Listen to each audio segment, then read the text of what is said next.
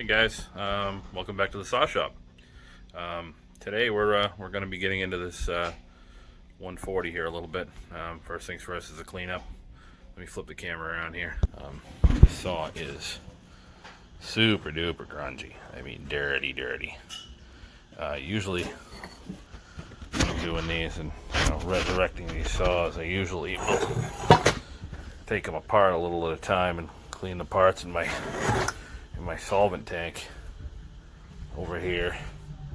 But this thing's so bad, I'm literally going to take some of this stuff and spray it down and hit it with a pressure washer before I do anything. I mean, I'm gonna have it apart anyway, so I'll dry it all out. But anyway, that's what's next up. I'll cut out and go do some cleaning and bring you guys back afterwards. All right. Well, that looks a bit more reasonable. A little bit of cleaning.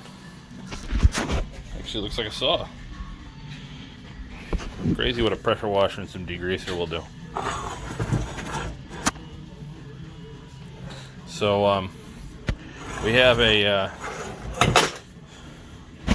we got like a half a tank full of real nasty fuel down in there, and you can see, maybe you can, maybe you can't see that really bad fuel line in the tank.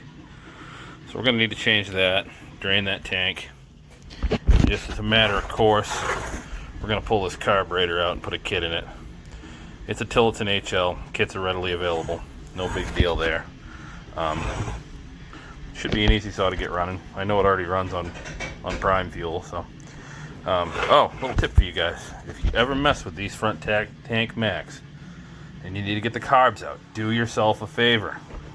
Make yourself a wrench like this. It's a 7/16. This is an 11, but 7/16, 11 are pretty interchangeable. I cut the open end off it, welded it back on at a 90-degree angle, and ground it down for clearance. Now I can get right in on these bolts that are pretty impossible to get otherwise. You can't get on these with a regular wrench. I can get on these with this, no problem. So there you go. Alright guys, I'll set up the tripod, and the next thing we're going to do here is get this carb out of it. Alright guys, what's up? Hey, we're going to see about getting this carb out of here. I'm going to try to keep it in frame as much as possible. You guys can see what I'm doing, maybe. I know I'm not the best cinematographer, I'm sorry for that. I'm trying. If you guys got any tips for me, feel free to share. I got my handy dandy special wrench. Get in here. Loosen these. Now these holes are slotted, so you don't have to take the bolts off all the way. You just have to loosen them up a little.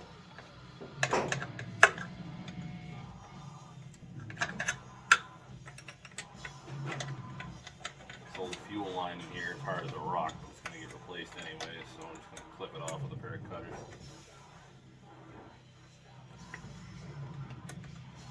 We're loosened up there. We're going to pull this forward. No, that's not going to come out of there that way, so I guess we're going to have to do this. There we go.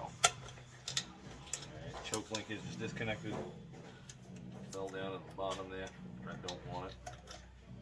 Ah, choke linkage. Ooh. Clutch cover makes a handy part spray. Throttle linkage we can unhook after we unbolt the carb. Cutters.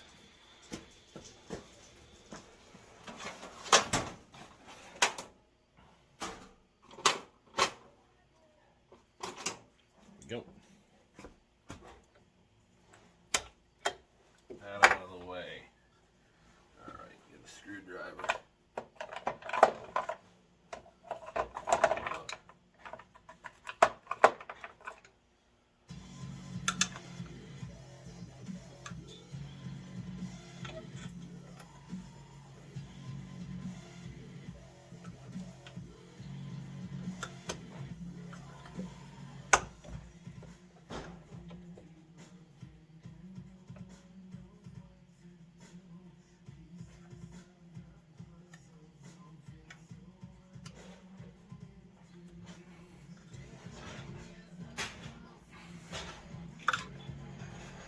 really stuck gaskets here, guys. They've been in here quite a few years by the look of it. Let's do this. Let's just place them. Just like that. There's your carb.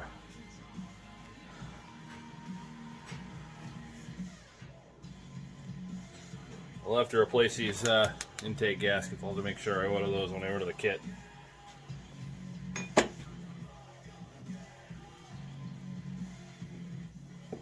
That'll go there for the time being. Let's see if we can flip this around. Alright. Reach down in here and see about yanking that fuel line out of there.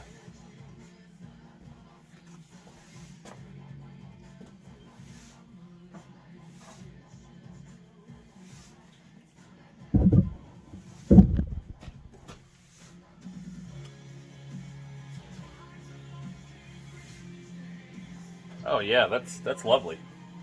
That's not even the right type of fuel line. Definitely not what should be in there. Let's have a look at what we got here. Oh, I see what they did. They tried to use a piece of regular rubber fuel line. Splice into the original line.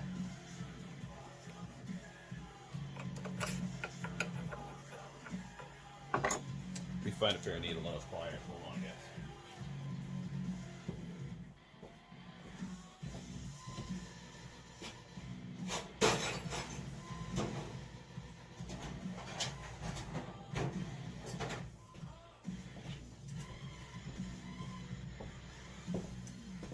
Yeah.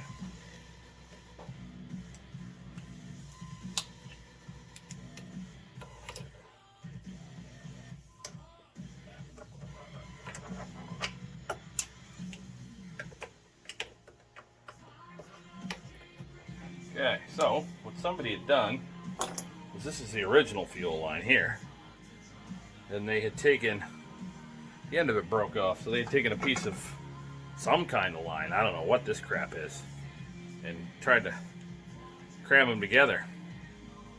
And obviously that's so spongy it's not gonna seal anything anymore. I mean, the end of it is physically almost melted. It's so gross. So we'll replace those. I'll put some Tygon in there. I usually use steel fuel filters because they're a good size to fit the Tygon line in these. Anyway, that's gonna be it for now, guys. Because we got to order a kit for this carburetor and yeah, some carburetor gaskets and whatnot. But that'll be it. Just as a side note, I'm reaching through here to do this fuel line because I don't like splitting these tanks if I can help it. I can make paper gaskets, but I have had mixed results in the past with them not wanting to seal back up. So if I can avoid splitting them, I like to avoid splitting them. This one doesn't look bad inside. Like I said, it's got some gross gas in there, and there is some sediment, but a couple of flushes with some fresh fuel should take care of it. All right, guys, that's going to be it for this video. We'll call this part 1, and we'll come back for part 2 once we get a carb kit and whatnot. I'll probably do the carb rebuild in a separate video altogether. All right, that's it, guys. Take it easy. See you next time in the saw shop.